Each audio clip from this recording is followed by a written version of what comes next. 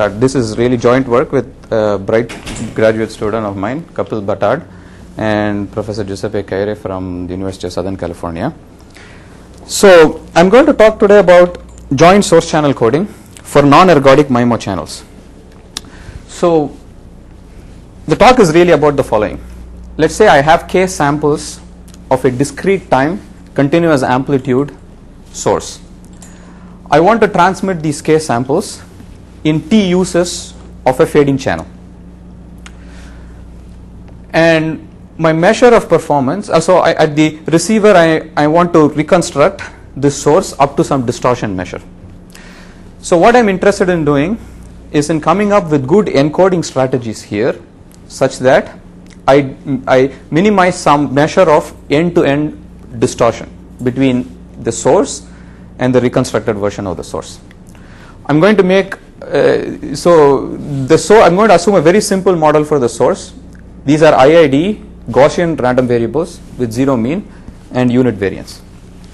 There is really two important things to note in this talk is non-ergodic and MIMO.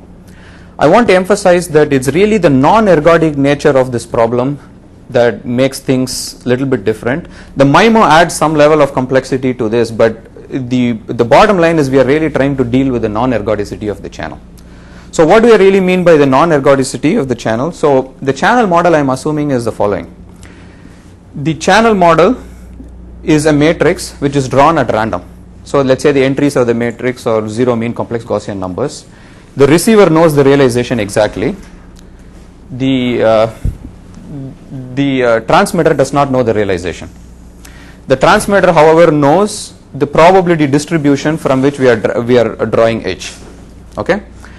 Now we are not allowed to code over infinitely many realizations of the channel. So we are coding over. In fact, let's take the simplest case. We are coding over one realization of the channel. So every time you code, you transmit a code word, channel is essentially different. So this is non-ergodic. So it is raw, it's independent. You assume that? Okay, we assume it's independent, but it doesn't really matter as long as there is any variation, because eventually I'll be interested only in the expectation of something over H. So it's really only the first order statistics that will matter. Okay. So the model I'm assuming, I want to talk a little more about this. It's a fairly standard model, nothing unusual here. So y at time t is going to be a vector of received values. It's going to be square root of rho over m. M is the number of transmit antennas.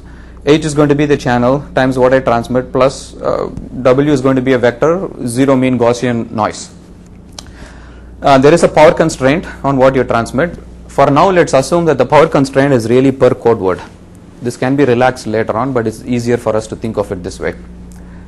So I want to talk a little bit about what the meaning of H is and what the meaning of rho is here. I think this is a little bit important to understand and appreciate the talk. The H here really models the small scale fading. So I'm going to assume Rayleigh fading here. And the rho really models the large scale fading. So rho is the average SNR averaged over my small scale fading. Okay. So the important thing here is the distortion measure that I defined. So let's think about the distortion that I'm interested in. I'm interested in the average mean squared error distortion. Mean squared error between S and S tilde, the reconstruction, but averaged over my small scale fading, averaged over H. I will formalize the exact problem I will talk about a little bit later, but what I'm really interested in is an understanding how this distortion decays with rho. Okay, so the operational meaning of this is as follows. Suppose you have a cellular system. Let's say you have a user who's on the edge of the cell. The user is going to have a poor average SNR because of shadowing and path loss. So the question is, if the user, let's say, moves towards the center of the cell and the user gets a better average SNR, how is the average distortion going to improve? So the average is over H, and we are interested in the scaling of this as a function of the average SNR. Sorry, what's K? Hmm? What is K? K is the total number of samples in my source. So this is the per symbol distortion. S and S tilde are vectors. So I'm just averaging it by the total number of samples in my vector. No, I don't understand how in T uses you have only K. I mean, K could be greater or less than, but how do you get different number of samples? Okay, so this is really a very, very important point to understand. So let's. It's a vector of samples you're getting? Yeah, so here let's think about it this way. I have a source which is which is outputting things at a certain rate. Let's say one output per second.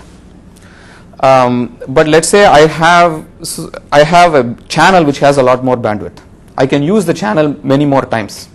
Okay, so there is going to be some mismatch between the source bandwidth and the channel bandwidth. The way I model this is I say I have K samples of my source, but I can use the channel maybe more than K times or maybe less than K times. And this is going to be a very important parameter to understand, because when K is equal to T over M, this problem is somewhat easy to solve. It's very easy to solve. Okay, we'll talk about that a little more. But so this bandwidth mismatch is an important thing to understand. So in fact, clearly this is going to be a function of the ratio between T and K. Okay, so there are at least two practical situations where this can provide some insightful understanding of what happens. One is, of course, streaming real-time video, just like how this is not video streaming right now. I thought my talk was being streamed on video, but anyway, so streaming real-time video. It is being streamed. It's on you. It's not video, just my PowerPoint presentation. Okay, that's really more like images. And the audio is there. The streaming audio. Okay, so streaming multimedia. So then the point here is, due to stringent delay constraints, you can't code over many realizations of the channel. So you're going to have you're going to code really over only one realization of the channel, and you are interested in an end-to-end measure of distortion. And it's reasonable to assume that your channel changes from one block to another, because you're looking at a fairly large amount of time over the entire duration. Of course, it's also meaningful in a broadcast. Let's say I want to broadcast video to many users in a network. Different users are going to have different average SNRs, and I'm interested in understanding how the distortion scales as a function of SNR for these different users. So it's broadcasting an analog source, in the sense of what is regular broadcasting these days. So for example, it could be broadcasting video. Let's say you have a football game you want to broadcast to a lot of people. So fundamentally, this is an analog source. It's highly arguable whether this IID assumption is valid anymore if you think about a practical source, but let's start with something simple. Let's assume things are IID, but fundamentally the source is analog, right? So broadcasting video. All right, so let's begin with what we know when the case of ergodic channels, the easier case. So in this case, Shannon clearly solved the problem for us because separation is optimal now. So suppose you have a channel and it were ergodic. One way to optimally communicate the analog source over the channel is to separately do the source coding and the channel coding. You would use a channel coding rate which will be equal to the capacity of the channel. Because it's ergodic, capacity is well defined now, so you can choose a fixed rate coding scheme, and this is going to dictate a source coding rate. So notice that this eta, the ratio between T and K, shows up here. Right, because if you fix this to be RC, then the source coding rate is going to be eta times RC. So we can use a fixed rate coding schema, and this is optimal. I'm looking at a Gaussian source, so the overall distortion I have will be the distortion rate function of the Gaussian source evaluated. So in other words, I can get this many bits across, this many quantized bits across. That's going to result in a distortion 2 raised to minus of this much. This is a Gaussian source. Okay, so I end up with a distortion 2 raised to minus eta times RC. Hey, hang on a second. Yeah. If the eta is greater than 1, Okay. you're saying you can actually, so your source coding rate is greater than your channel coding. If eta is greater than 1, yes. So what you would do is this. So your channel provides a lot of bandwidth. So what do? You quantize your source very finely. Right. So let's say So eta is actually T over K. Is that what eta is T over K, exactly. All right. So you have more number of samples to send over the channel than you have. Right. So per source sample you are going to use R sub S bits. So for the K source, K times R sub S is the total number of bits you have created, and you have to transmit this in T uses of the channel. So you're assuming that the per channel use capacity is RC. So here the distortion is just a quantization noise. Just the quantization noise, because you get your index exactly. Your channel coding is never going to fail. It's just the rate distortion now. It's just the rate distortion function, but evaluated at this source coding rate. Okay? Alright. But you'll see that this is actually can be very bad in the non-ergodic case. This kind of separation based schemes typically perform very poorly, because you see this is extremely sensitive to the fixed rate that you have chosen. So the case we are looking at is a case when the instantaneous channel here can provide a capacity that's larger or smaller than what you have chosen. In either case, this kind of separation is really bad, because if the instantaneous capacity were to be larger than RC, then what happens? You get your code word exactly. You can decode the code word exactly, but you are stuck with this quantization noise. You could have done a lot better than the quantization that you have chosen. And similarly, on the other hand, if the instantaneous capacity is worse than the rate you have chosen, then you cannot decode the code word, which means you have no idea what the distortion is going to be. Pretty much you have to set your reconstruction to be something trivial. So the point is, there is no graceful degradation of the distortion. This is why separation based schemes perform very poorly, and we want to do better than the separation based schemes. So before I set the problem up exactly, I want to talk a little bit about the trying to communicate digital data over non-ergodic channels. Okay, before so that I can set my problem up exactly. So the one thing, there's of course a lot of literature on trying to communicate digital data over non-ergodic MIMO channels. The one that's particularly useful for our formulation is this idea of a diversity multiplexing trade-off. So what's the idea here? The idea here is, you say, well, in a non-ergodic channel, you can't really talk about Shannon capacity. There is zero capacity. You can never choose any rate of transmission, because there is a finite probability that the channel will not support this rate of transmission. So you can't really drive your probability of error to zero by simply increasing the block length. The way to drive the probability of error to zero is to really increase the SNR. This is really the only way to drive your probability of error to zero. So instead of looking at typical error exponents, instead of asking the question, how does my probability of error decay with the block length, you ask the question, how does probability of error decay with SNR? And this typically can be quantified using the idea of a diversity gain. So you say that if the probability of error decays as rho raised to minus d, then you get a diversity order of d. Okay, but the use of many, if you have many transmit antennas, you can also multiplex through these multiple antennas. You can use the MIMO channel either to get a higher value of d, or you can transmit more data through this. And Zheng and Say's nice result is that they show that both types of gains can be achievable simultaneously, but there is a fundamental trade-off between how much of each of these gains can be achieved. And I want to talk a little bit about their exact formulation, because this is important for our formulation of the problem. So one of the main ideas in their formulation is this idea of a family of source coding schemes. So what they do is this: suppose I construct a family of a family of channel coding schemes. There's no source coding here. A family of space-time coding schemes, such that, so the family is there's going to be one coding scheme for each SNR, in such a way that the rate of these coding schemes is increasing as R sub c log rho. Now they show that in this case, for large rho, you can make the probability of error proportional to rho raised to minus some function d of RC. It's going to be a function of the rate at which your data rate is increasing. So the point is, you can transmit more. So if somebody gives you more SNR, you can transmit more data and at the same time make your probability of error smaller. So how small? So I'll talk a little more about this in the next slide, I guess. So, but their nice contribution is a very precise characterization of this d of RC. So d of RC is defined as the slope of a plot between log probability of error and log SNR.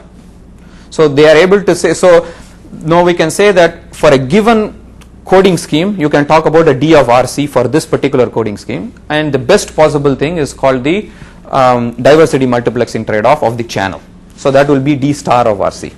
So Zheng and Sesh have a very nice expression for the optimal exponent or the diversity multiplexing trade-off. So for the 2 by 2 channel, for example, it's given by this. So it's typically sequence of straight lines. At integer values of r, it is given by m minus r times n minus r, and then you linearly interpolate between these points. Okay. So in case you are, how many of you know all this very well? Is there anybody who doesn't know? Okay, I'll check. Just take 1 minute because this is an important thing for my talk. Alright, so here is the point. So one way to think about it is the following.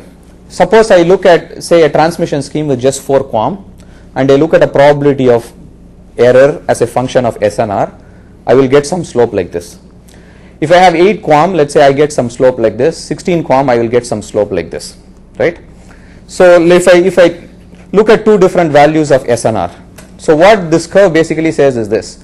Look, I can use all this SNR to just improve my probability of error, which means I'm still going to transmit 4 QAM both at this SNR and at this SNR. I get only 2 bits per second or 2 bits per channel use, but I can get my probability of error to decay at this rate.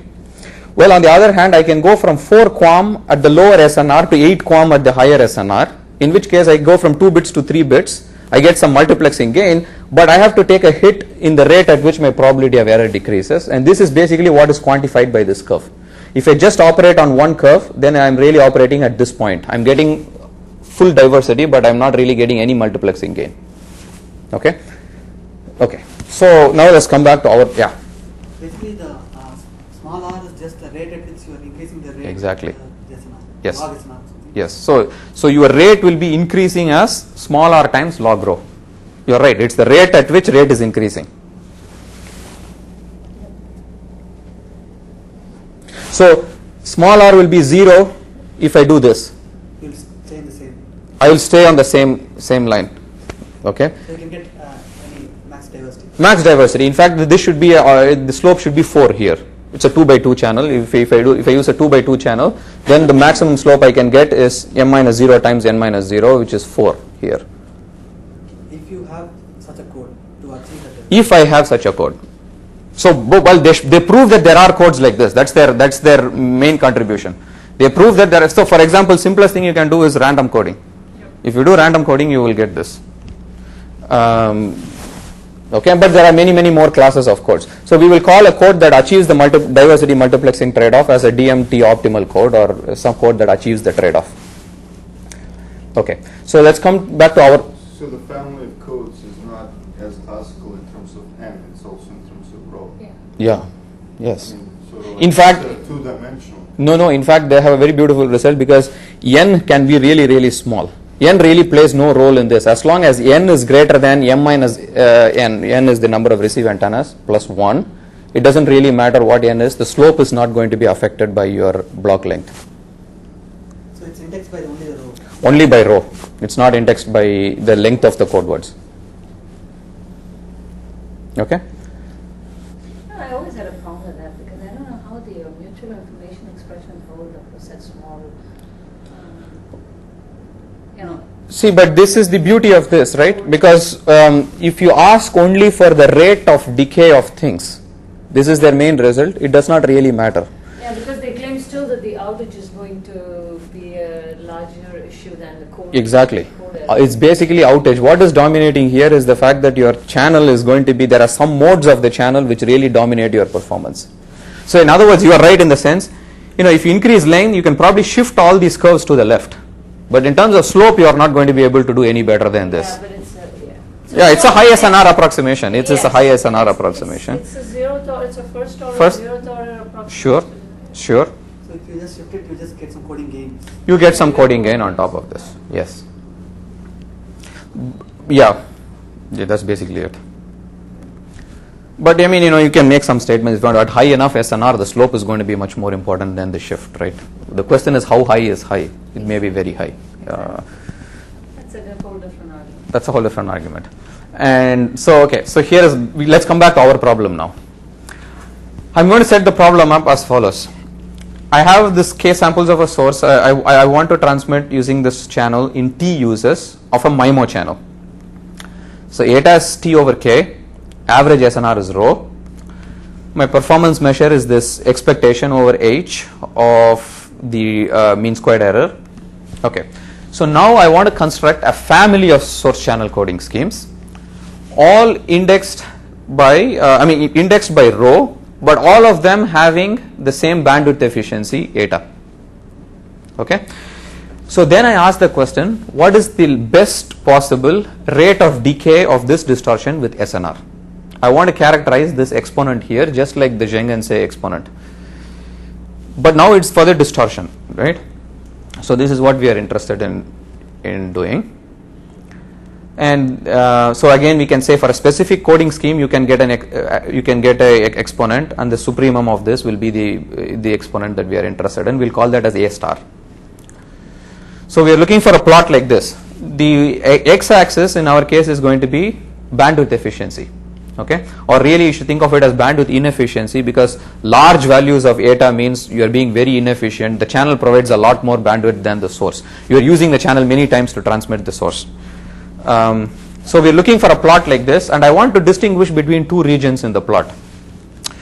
Look at eta is equal to 1 over m. This means that I transmit m source samples in one use of the channel. So I have m transmit antennas.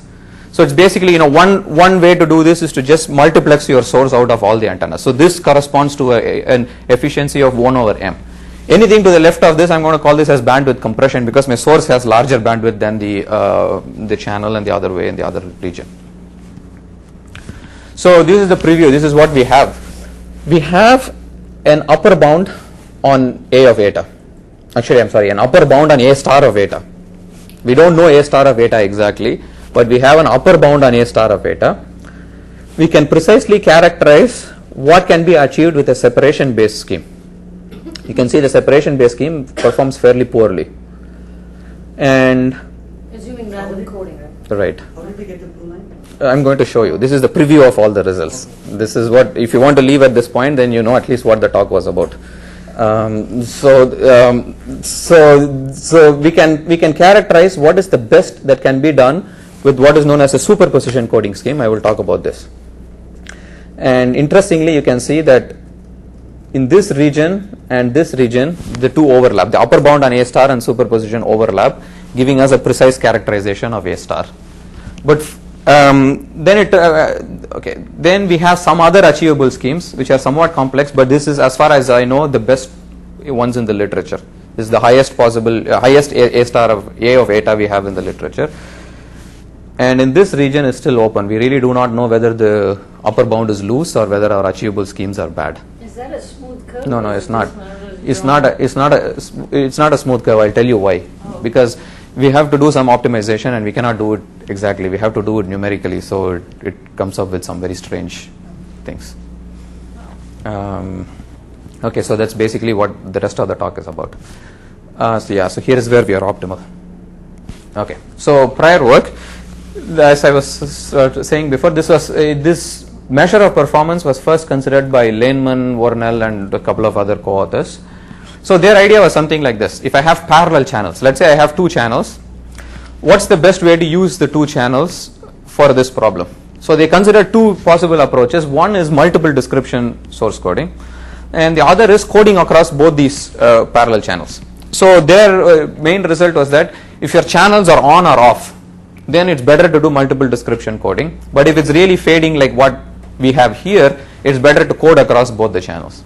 So they come up with some exponents for this scheme, but our exponents are better than theirs. This was the first attempt they had a few years back, but we have better exponents than them. The single antenna case was independently considered by both us and Gunduz and Erkib.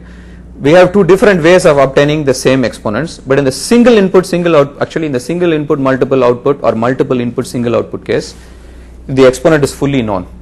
These schemes overlap for the entire range of bandwidth efficiency, so it can be fully characterized there. The MIMO, the separation based scheme, was first considered by Goldsmith and Holliday in 2004, and they come up with some exponent which is basically the separation exponent. They don't really give a closed form, but we can get the closed form for these things fairly easily. So what I'm going to present today is really based on our recent work. There are two things. This is some work we did on hybrid digital analog codes, and superposition coding. So Gunduz and Erkeb, they actually show us a very nice result. They showed the optimality of superposition coding in the low bandwidth efficiency region. But we actually made a generalization of their scheme, which is optimal both in the high and the low bandwidth efficiencies region, and in fact we proved that an upper bound on what you can do with superposition coding scheme. They have only an achievable coding scheme. So this is basically it. So let's look at the upper bound. The upper bound is very, very simple, probably the simplest thing you can think of. I'm going to assume that the channel is known at the transmitter, and then I'm going to choose my coding rate to be equal to the instantaneous capacity of the channel. So if I do this, then I pick my channel coding rate to be logged at I plus rho h Hermitian. This will dictate a source coding rate of eta times this much. So I will end up with a distortion, which is, if you put 2 raised to minus this, you end up with a distortion which is this. And I want to average this over all h here. And I want to average this over all h and understand how this average will then decay with rho here. So this can be rewritten in terms of the eigenvalues of h times h Hermitian, and then you use pretty much the same ideas of Zheng and Say. So Zheng and Say have some very nice way to get the make nice approximations to the joint distribution of these eigenvalues in the high SNR regime. You pretty much use the same ideas here also, nothing really new here, and you can get the upper bound. The interesting one somewhat subtle point to note here is I am assuming that I am adapting the rate as a function of the channel, but I am not adapting my power as a function of the channel. Okay, it is a kind of an interesting difference between transmitting data and transmitting analog schemes. Typically, when you transmit data, and if you look at the high SNR regime, there is really not much you can gain by adapting power. But if you think about the source channel coding problem, you can actually gain a lot by adapting power. But in our original problem, remember, we don't know the channel exactly. So you cannot come up with a power policy that will, so the best thing to do is to really transmit equal power all the time for the original problem. So you can get a tighter upper bound by assuming that you don't adapt the power, but you adapt only the rate. So, but that is not true actually for this, so that's not optimal. So here is the basic thing happens. So what happens is this: if you think about digital transmission, if you look at high SNR, the rate that you get. So if you look at, you're looking at average rate. So it should not even matter whether it's high SNR or low SNR. No, yeah, it probably doesn't matter whether it's high SNR or low SNR. Channel state information and transmitter, it's always. No, but if you think about water filling. Right. Water filling asymptotically does not give you anything. Asymptotically large SNRs. Asymptotically low SNR, it gives you a lot. Right. But asymptotically high SNR, there isn't much to gain. Because what happens is you have an average rate. The average rate is really dominated by very good channels. Here it's actually the exact opposite. You are looking at distortion, and distortion means your average distortion is really dominated by those very bad realizations of the channel when you get very large distortion. So there is really no. So if you think about distortion, it's exponentially decreasing in the quality of the channel, right? In the capacity of the channel. It doesn't make much difference whether your mean squared error is 10 raised to minus 4 or 10 raised to minus 5. It's really the ones where you are not able to decode which will dominate the expected distortion. So your power adaptation can help a lot here. But anyway, this. But if you did not have channel state information, then you cannot do this. You cannot do this. That's why for the upper bound we don't adapt the power.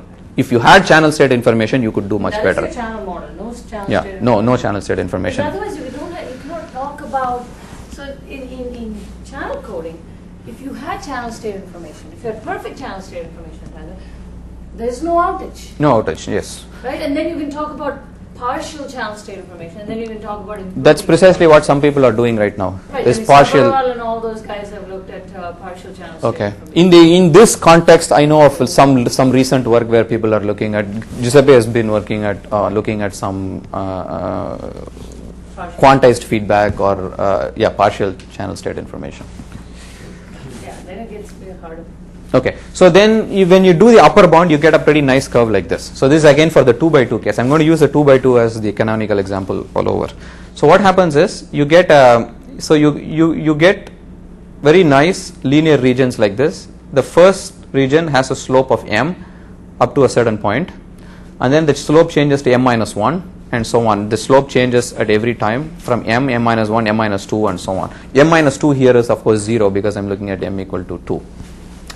But notice this, the upper bound saturates here at 4, which is the maximum diversity that you can get. So it saturates at, so in fact you can show that these points where the slope changes are all of the form m minus an integer times n minus an integer. So if k equal to 0 will give you m times n here. Okay, this is important to remember this. So big M and small m are actually the same. Okay, let's just keep it to be the same. There is a difference. M is the max of m comma n and small n is the min of m comma n. But let's not complicate things. Let's assume that the number of transmitters is smaller than the number of receivers. Then the other case can also be handled reasonably well. All right, let's go to the separation based scheme. So in a separation based scheme, here is what you do. You take your source and then you quantize your source and then you get a rate of rs log rho bits. So notice now that you are going to let the quantization rate here increase with SNR, rs log rho. This means you can transmit at RC log rho, but of course these two are related through eta. And now, okay, so the question now is this: how should I choose my RS if I want to get the best possible distortion exponent? So let's think about this a little bit. If I do this, I get what is my distortion? Two things can happen. I can be not an outage. I can decode my code word here exactly, right? If I decode my code word here exactly, then the distortion is pretty much going to be the quantization error here, and that's going to be a function of R sub s. But I can be an outage, in which case my distortion is just going to be some constant a. You can assume it is 1, but there is a certain probability with which I can be an outage. The thing to note is that both these things are dependent on rho raised to minus something. So the first one is just your distortion is rate function evaluated at Rs, which is going to give you rho raised to minus eta times Rc. But the second one we know from Zheng and Say is that the probability of error is rho raised to minus some function d of Rc. Okay, so now the question is just to find the Rc for which this will have the largest exponent. And it's quite easy to see that you have a sum of two terms and you are looking at very, very large values of rho. So the best thing to do here is to actually equate the two exponents, because if one of the two exponents is smaller than the other, it will clearly dominate your performance at very high values of SNR. So what you want to do then is take a little bit away from one exponent. So particularly if you think about it, here is what happens. You have these two functions, eta times Rc and d star of Rc. So if your x-axis is eta times, if is the Rc, then eta times Rc is an increasing function with the slope of eta, whereas d star of Rc is a decreasing function like this. So if the two are not equal, you can always trade off one for the other. So you can solve for the optimal Rc by just looking at where this curve intersects this curve. That's basically the point where you want to operate. And that's pretty much how we get this separation based scheme. But notice one thing here. The d star of Rc, I told you, has the largest value of m times n, right? The upper bound on a of eta had the highest value at m times n. If you think about the separation scheme, the only way you can get an exponent of 4 is when this slope has infinitely large slope. Only then you will meet with 4, right? What does that mean? That means your eta has to be infinitely large. So the separation scheme never really touches this upper bound until your eta becomes infinitely large. So this is why it's really quite poor compared to the upper bound. Although the upper bound tells you that if eta is more than 3 in this particular case, you should be able to get the best possible exponent. So we want to improve on the separation scheme here. This is basically the point of the talk. So we look at two different schemes to try to bridge this gap. The first idea is layered transmission, and the second idea is hybrid digital analog transmission. So let me first talk about the layered transmission. In this part, everything is digital. There's nothing. My coding schemes are digital. Source is still analog. So the idea in layered transmission is something like this. We know that the Gaussian source is successively refinable. So what it means is this. I can take my Gaussian source, I can first quantize it to R1 bits, and then I can take the quantization error and quantize it to R2 bits. Okay. Now if I get both these two indices, R1 bits and R2 bits, I will get some distortion. This is exactly equal to equivalent to quantizing my original source to R1 plus R2 bits.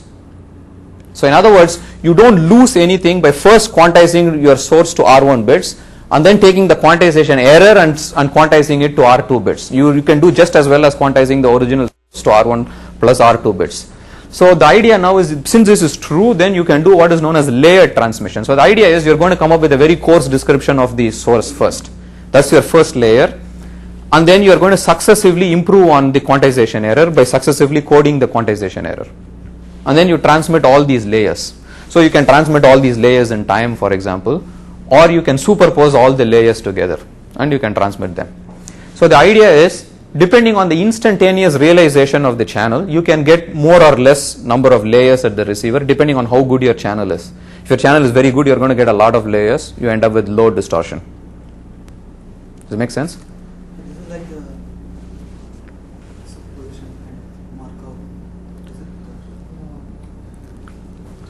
So there's nothing Markov here. It's just a property of the source that you can successively refine the source. So in other words, you can create a very coarse description of the source followed by a finer description of the source. You can do this without any loss in performance. So the point here is you are taking a two-step approach, saying I'm going to first compute a coarse description and then I'm going to refine the coarse description, right? It's not clear that it's optimal because you could have directly used all your bits to describe the source originally. But in fact, it's true that almost all sources can be successively refined this way. Okay. So, but this idea of layered transmission is really important to understand. Is this clear what is going on here? It's just like what you do in your JPEG or your MPEG, right? So what does JPEG do? JPEG tries to come up with a very coarse description first, and you try to ensure that you always get this little coarse description at the beginning, and if you get better and better channel, you can improve on the number of layers you get. Okay, so we will consider really the superposition coding scheme here. So the idea is something like this. Again, use a successively refinable coder, and then you create many layers. Let's assume we have n sub s layers. Each layer is going to have a certain number of bits. Okay, say R1 log row bits, t times R1 log row bits, and I'm going to allocate a certain power to each layer. So what I'm doing here is this is the most important part. The trick here is to allocate power to the different layers in a careful way. Okay, what do I want to do? Typically what I want to do is this. I want to make sure that I can get the first layer with a very high probability, right? Because I want at least some description of the source. If the channel is better, after I decode the first layer, I'm going to subtract that layer off from my receive. I'm going to use a successive interference canceller and try to decode as many layers as possible, as many layers as my channel will allow. But I have to be careful in choosing the rate, because if I try to communicate at a very high rate, there's going to be a much higher probability that I will not be able to get through in each of these layers. So the whole point here is to choose this power allocation in each layer and rate allocation in each layer very carefully. This is the problem we really deal with. So suppose, let's say you can decode I minus 1 layers, but you are not able to decode the ith layer. Then what you say is you throw everything after I. You just reconstructed your source based on I minus 1 layers that you have observed. If you decode I minus 1 layers, you can get a total rate of sum from 1 to I minus 1 of Rj log rho times eta. This is going to be the total number of source coded bits that you are going to get if you can decode I minus 1 layers. Because you see R1 plus R2 so on until Ri minus 1, and eta is going to again take care of this ratio k over t. So then the distortion will be something like this. It will be rho raised to minus eta times summation. So the important thing to understand here is the distortion, if I don't get the ith layer and I get everything until the ith layer, is going to be rho raised to minus eta times something. Okay? So you choose all your rates at the channel coding level? Yes. The rates are all chosen a priori and they are fixed. Okay. Okay. The other important thing to understand this. So look at how I am creating a sequence of schemes, a family of schemes. The family I am creating by letting the rate in each layer grow with my SNR, and the power allocation in each layer is also changing with SNR. Really. So what is this gamma 1, gamma 2? Okay, so here is the trick. So what you do is we are allocating a power to each layer which depends exponentially on your SNR. So for a moment, let's think about SNR as actually being your power constraint. Okay, let's assume that we have always done this. I'm assuming that my noise has unit variance. So a larger SNR, let's say, means more transmit power.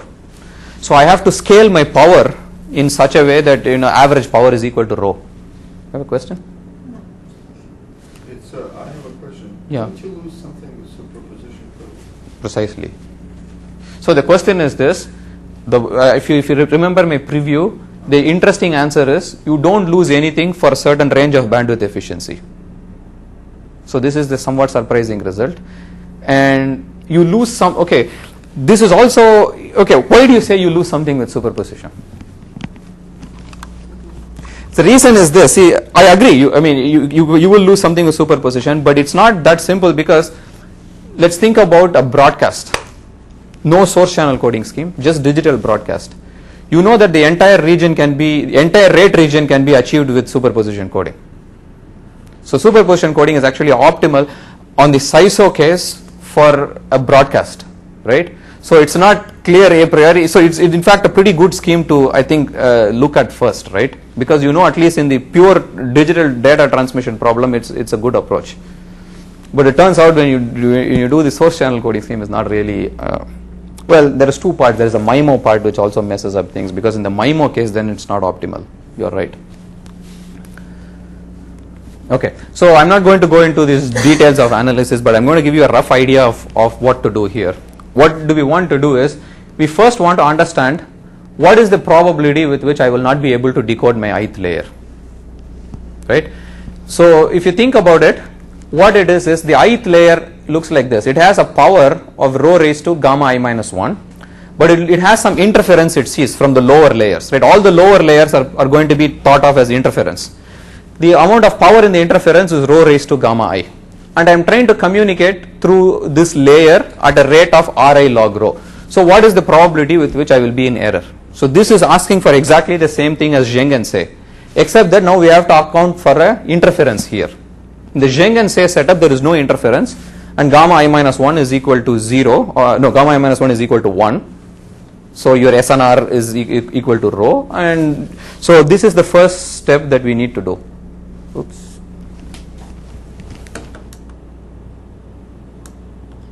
Okay.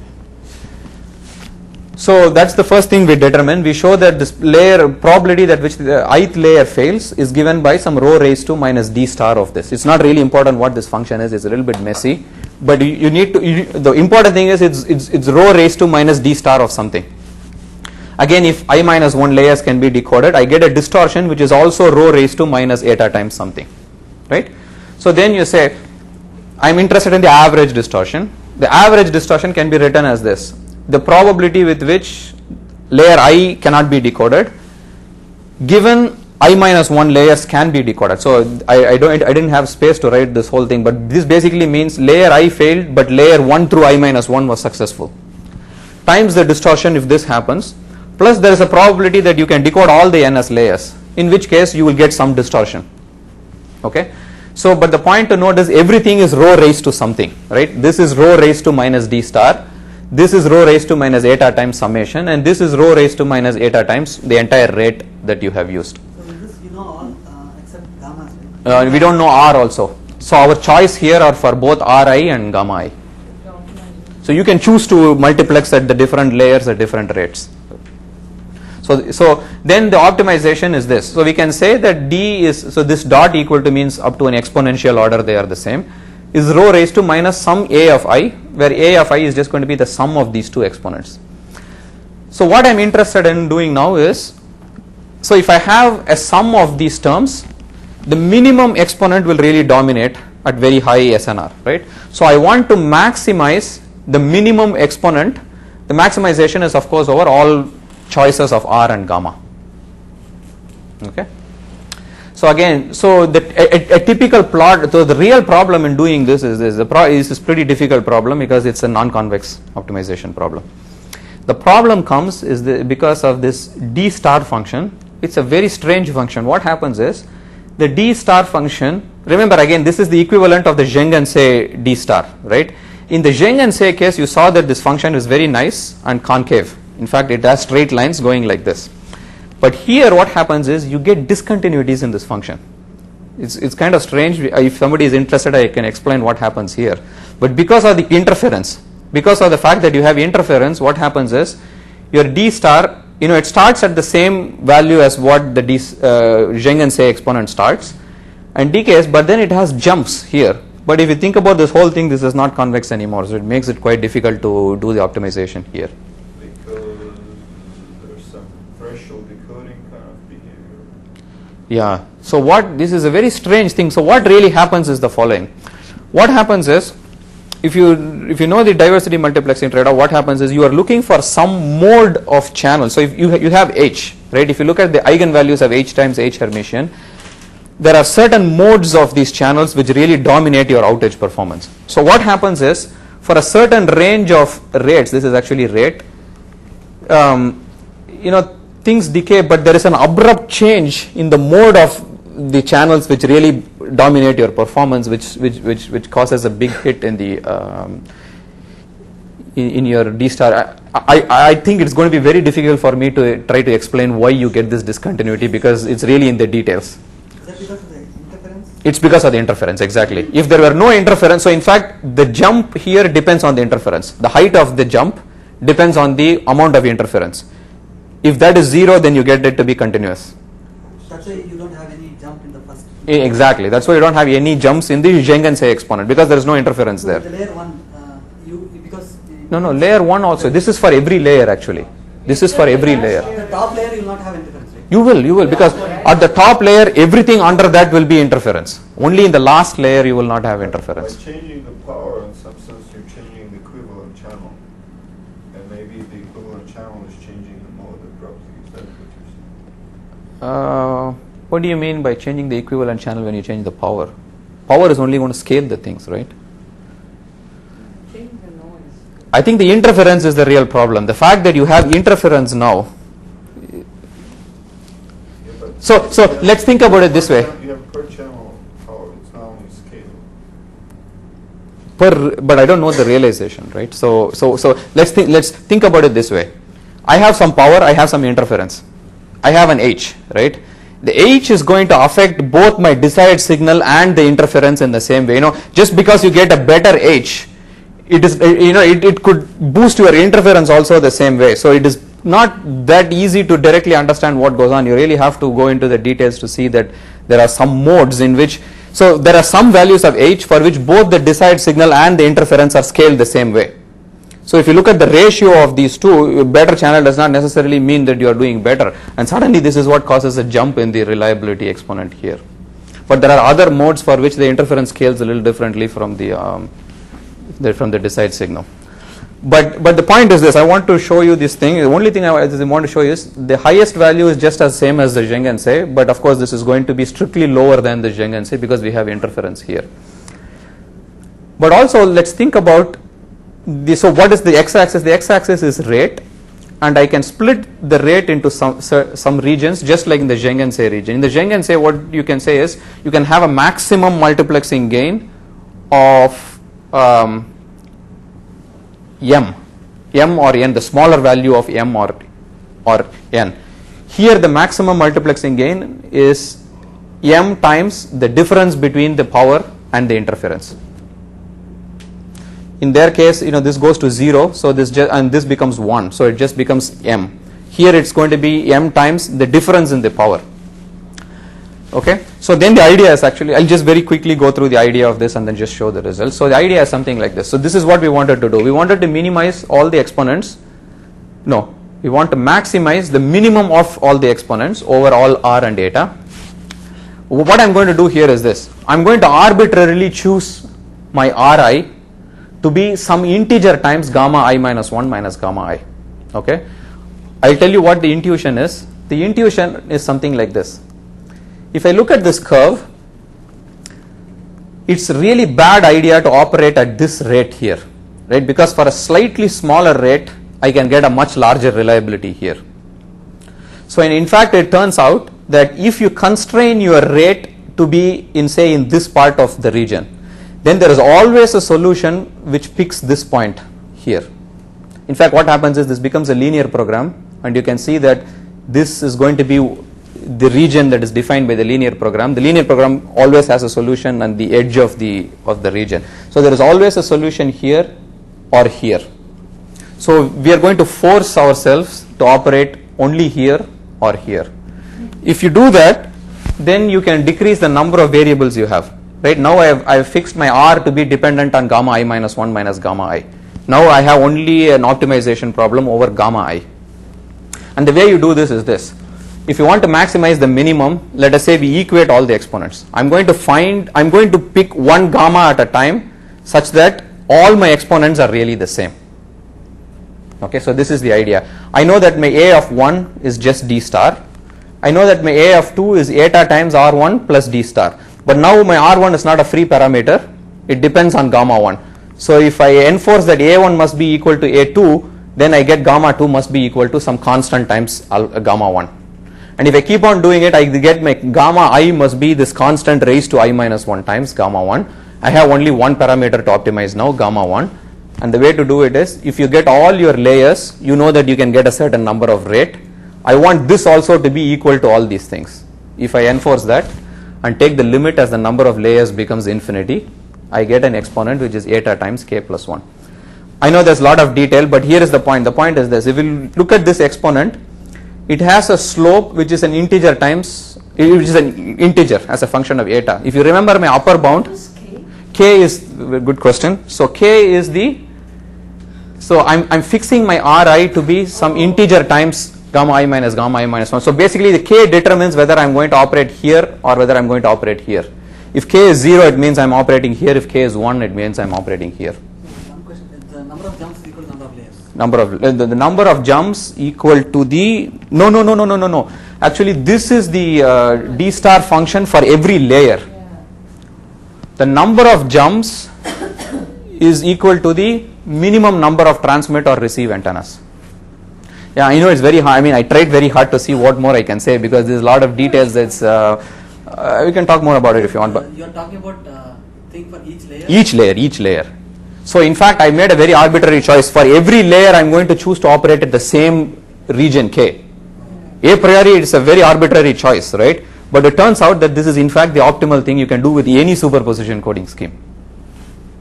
So if I did not constrain myself to this, and if I could, so what we do then is we get an upper bound. So anyway, I'll show you. So when you do this, we get an exponent which looks like this. It overlaps with the upper bound here and upper bound here, and here it's not optimal. So what you're saying is it doesn't depend on what number of antennas you have. No, it depends on the number. So all these. So for example, if you remember, the slope of this line is m, which is the number of transmit antennas. The slope will actually depend on the number of transmit antennas. Yeah, the optimality does not depend. For this region, the optimality does not depend. For this region as well as this region, it does not depend. But here the is suboptimal here. So this is what you have. But now I looked at it and say something is really strange here. I'm very happy that these two overlap here. But this portion really bothered us. What is going on here is, you see, I'm getting more band. Say, let's think about this point versus this point. So this is a distortion versus rate, right? Yeah, so this is exponent on the y-axis and eta on the x-axis. It's my bandwidth efficiency on the x-axis. So I am getting more bandwidth from the channel, but I'm just not able to use the extra bandwidth at all to improve my exponent. This seemed really crazy to me, So and then I said, what is really going on here is, what happens here is, again I'll try to give you some intuition. The intuition is this: in this flat portion, what happens is, we are not able to improve on the, so remember the exponent is the min of the exponent in each layer. What happens is, I'm able to improve the exponent of many layers, but I'm not able to improve the exponent of one of the layers. So I can improve my so if I look at this point versus this point, I can improve my A1, I can improve my A2, but sooner or later when I go down my layers, I'm not able to improve some of the exponents here. So the solution is not that all the exponents are the same. I'm never able to improve all the exponents until I get a much larger bandwidth, after which everything starts to improve again. But the point now is, we characterize the superposition exactly. So in other words, we can show that this is in fact the optimal thing you can do with any superposition coding scheme. So when you do the min-max, you don't get the Dory. You don't get the what? When you do the min-max, your optimization was a max-min. Yes, max-min. What is a typical solution? What is the what? You do a max-min? Sure, right. And what is typically the solution? Solution, what do you mean with because you do mix match. So the what we can say clearly in this region, the typical solution is all the exponents are the same. Right. That is the solution here. In this range, Right. all the exponents are not the same, Okay. but some of the exponents are not improving over this point. Right. So you're saying like if you can't improve one. You can't improve all of them uniformly. You cannot balance. You cannot balance exactly. Does that have to do with the superposition nature of the superposition? Yes, that's fundamentally we believe that's because of the superposition nature of things. So this is where the suboptimality comes here. And in fact, you can see if you had only finite number of layers, in fact your curves will look like this. Everything will improve. It's really because you have infinitely many layers that you can't really improve on anything here. So this tells you superposition coding is clearly suboptimal here. We want I'm sure the infinite layers are helping in some part of the. No, it's always better than finite layers, but this is we thought it was very strange here that you're not able to take advantage of the extra bandwidth, but this is fundamentally a problem with superposition coding, I think. So then you can say, okay, why should I layer only in superposition? Maybe I want to transmit some layers in time and some layers in superposition. In fact, this is what happens. So our general solution then is this. Let's take our layers, and I want to transmit in layers in time. I want to transmit a code word, a bunch of layers orthogonally in time. Each layer in time itself is a superposition of many layers. Then the power and rate allocation becomes really nasty, but we have some greedy algorithm to do it. And that's really the best known result so far at this curve here. That's why you get some very strange things here. It's a numerical optimization, it's a greedy algorithm. That's what it is. So you spread in time. Time and superposition. So okay, so that's So about. what is the red curves in that? Okay, so the red here, and in fact I'm going to talk about this red curve. I'm sorry, I should not have put it here, but this red curve is actually this scheme. I have a bunch of time layers and only one superposition layer at the end. I mean, the point of these schemes, you can analytically get the expressions here. This one is really nasty. You cannot get we are not able to get the analytical expressions here. So why are the rates progressively increasing in time? Okay, so why are the rates progressively increasing in time? What do you want to do? What you want to do is you want to make sure that you get a very coarse description with very high probability. How do you ensure so here there is no interference, right? If you are transmitting things in time, there is no interference. How do you control your probability of error? By choosing a smaller multiplexing gain. So I'm going to choose my R1, rate of transmission, to be very small for the first layer. So I will ensure that I get the first layer with very high probability. And then progressively I want to increase my rate. So the probability of error will progressively increase in this direction. Okay, so I think I'm probably running more time. I need like 10 minutes. Do I have 10 minutes? Okay. All right, so let's think about this. So, okay, the superposition is nice, but it's very impractical, in my opinion, because we are thinking about power allocation to layers which are exponentially decreasing in power. So you're talking about one layer having an enormous large power compared to the other one. It's clearly impractical, but of course, so the question is, can we think about some simpler schemes? This is not the way actually we thought about it, but I believe that this is one reason for thinking about other simpler schemes.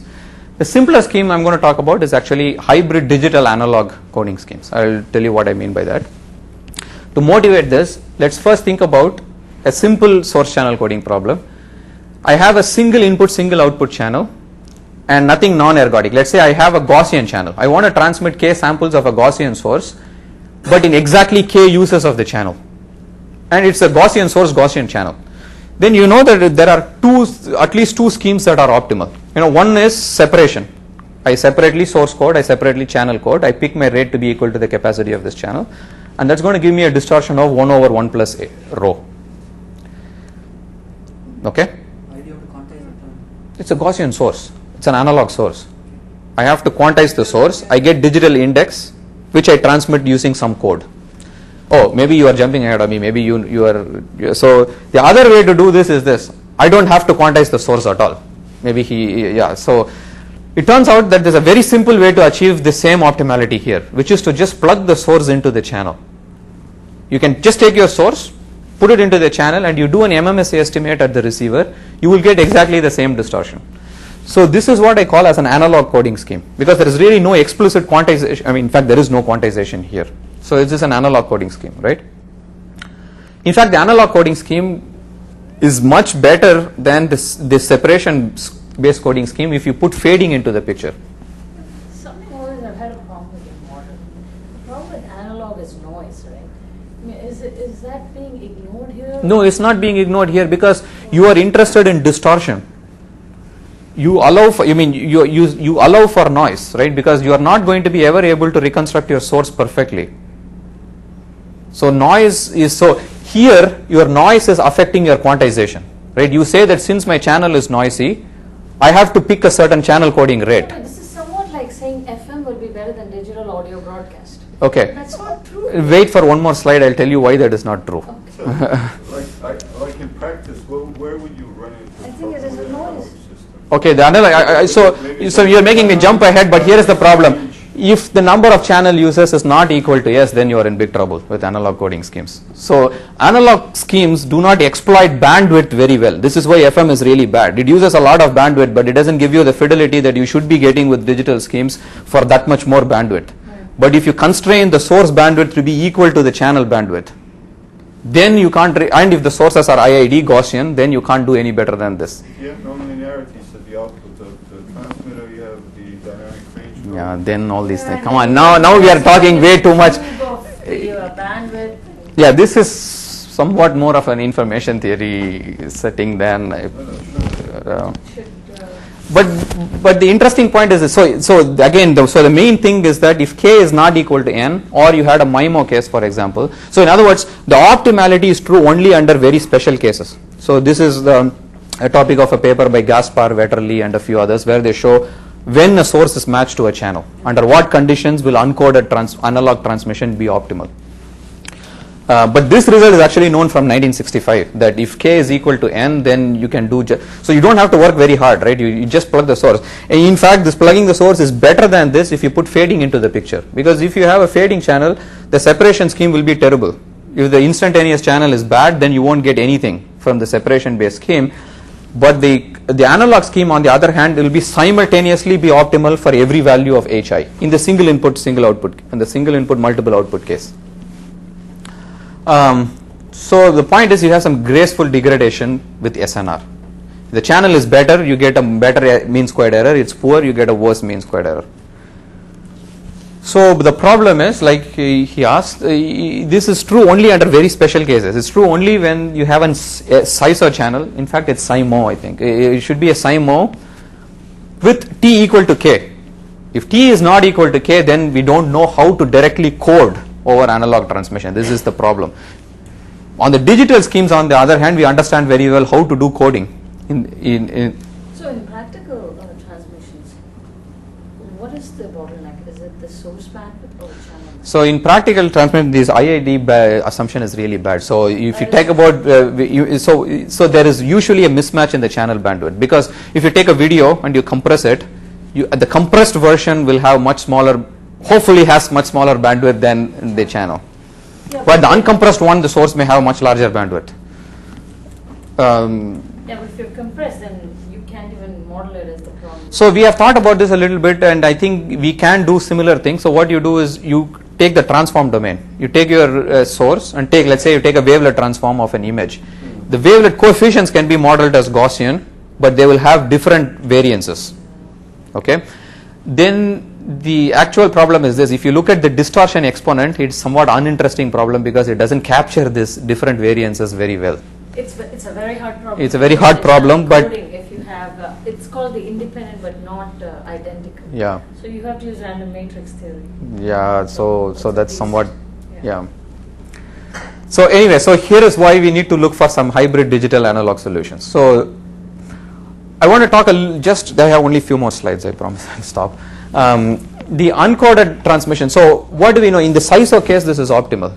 But in the MIMO case, it's not necessarily optimal. But there is one form of optimality in the MIMO case. So here is what it is. Suppose I have a MIMO channel and I have a bandwidth efficiency of 1 over m, which means what I'm doing here is I want to transmit m source samples in one use of the channel. So one very simple way to do this is to take my source, simply multiplex it onto all the m antennas. right? In that way I will transmit m source samples in one use of the channel, and then I form an MMSE estimate at the receiver. Now it turns out that this is not optimal for every realization of H. However, it is optimal in the sense of getting the right rate of decay of mean squared error with rho.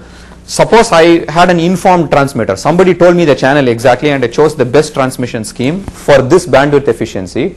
I would in fact get only a slope of -1. The analog scheme gives you the exact same slope.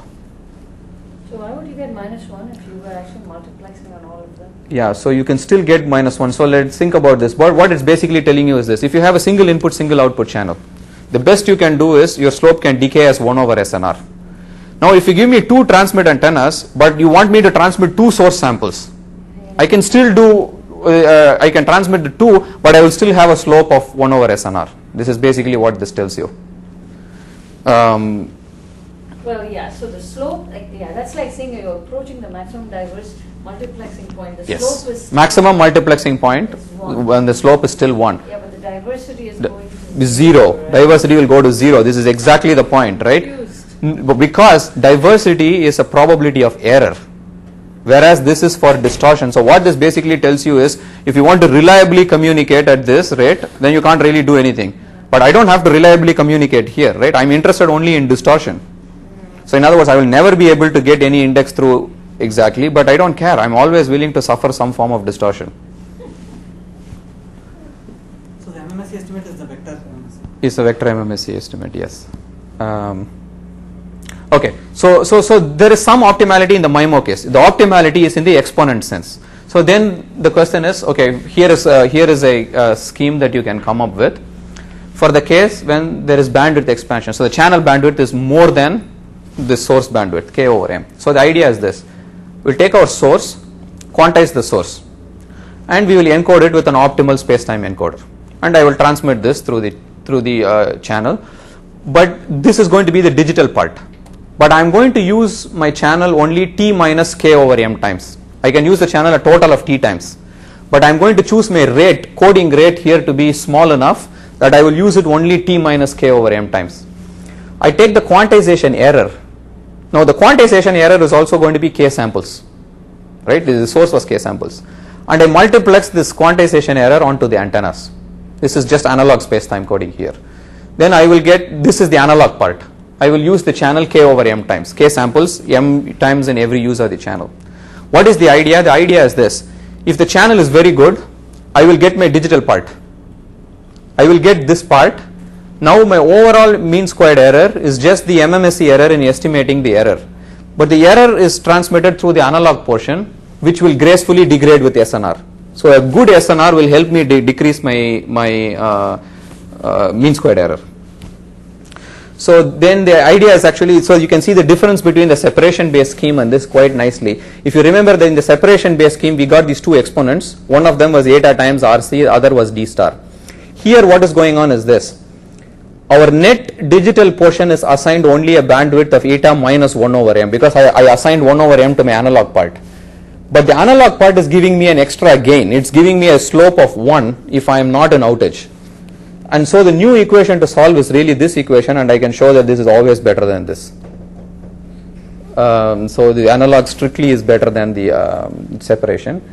So the bandwidth compression, this is really the last slide. The bandwidth compression, on the other hand, is quite interesting. So what do we do now? Now I don't have enough uses in my channel to transmit everything.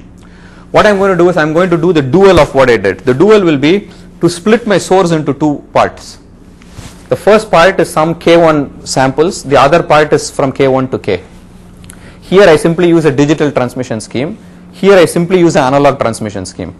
But I'm going to be very careful in how much power I assign to the digital part and how much power I assign to the analog part. At the receiver, you're going to first try to decode the digital part, assuming the analog part is also noise or interference. And if I can decode the digital part, I will subtract that and form an MMSE estimate of the analog part. It's a superposition, but with only 2 layers. One layer is analog. Okay, and this is optimal for a certain range of bandwidth efficiencies. If I choose my beta carefully, this is optimal in this range of bandwidth efficiencies here. Very low range. It's very high bandwidth efficiency or very low very low ratio between T and K. Yeah, but you already seem to have other things that are efficient. Yeah, sure. Superposition. Sure, superposition is also optimal here. This is another scheme that is also optimal. But the advantage is it's very simple. You need only one layer of space-time code when one analog transmission layer. I disagree that analog in practice is so simple. I'm always That may be true. I don't know, everybody says this, I'm not so convinced.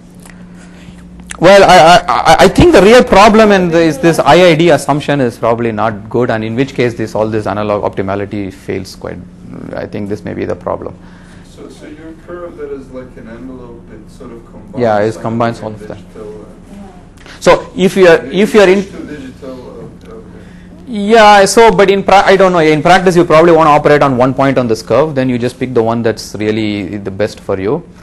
But we are thinking more in terms of characterizing the upper bound. So we wanted to characterize A star. We had no idea how to do this. We said, okay, let's try to come up with an upper bound. Let's try to come up with achievable schemes and hope they overlap. And fortunately, it overlapped in some regions.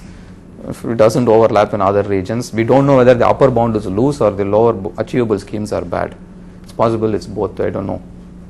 So what you're doing is you're doing some, in the digital part you're doing some coarse and analog part you're doing some fine. In the first case, that's exactly what I'm doing. In this case, that's exactly what I'm doing. In this case, however, I'm splitting my source into two. I'm taking let's say half of my source samples. I'm going to digitally encode them. Half of my source samples I'm going to just use analog transmission, and I superpose them because the channel is not giving me a lot of bandwidth. It's giving me a very small bandwidth. I don't have enough bandwidth to transmit all my source samples. The splitting be smart. Yeah, so you do have, so in this case the splitting, in fact I chose the splitting in a certain way, right? So I don't have much flexibility here because you see, after I take this K minus K1 samples and I multiplex it onto all the antennas, I need to get exactly T samples. So that determines my K1 here. There is K1 is fixed. What is a free parameter is the power I allocate to the digital part and the power I allocate to the analog part. If I'm careful in doing the power allocation, then I will get the right slope. No, what if you do some interleaved kind of ways to separate the source? I mean, alternately send digital and the other alternate samples you send as analog. No, but you have to make sure there's a rate, right? I mean, Yeah. So what is the difference between splitting the first half and second half versus taking alternate samples? That's the same question I'm asking. No, there is no difference. Those are IID samples anyway. There is no difference in that case. I don't know, maybe there are smarter schemes than this. This is just one achievable scheme. So somehow you're making sure that you only use the rate available on the channel, right? Yeah. I mean, you have to use the channel to the best possible, but of course you have a constraint on how much you can use. So that's it. I mean, in fact, so what the final result is what I said so far. The SISO case, everything is fully known. For all bandwidth efficiencies, everything is known. In general, I think there are a lot of very interesting problems in joint source channel coding. This is just one of them. There are many others which seem to be quite interesting, because whenever separation fails, it turns out that we don't get much insight into what to do, and it becomes interesting to see what are right paradigms to use in terms of joint source channel coding. Yeah, there are other things we can talk about offline if you want. Okay. Any questions? It's thanks.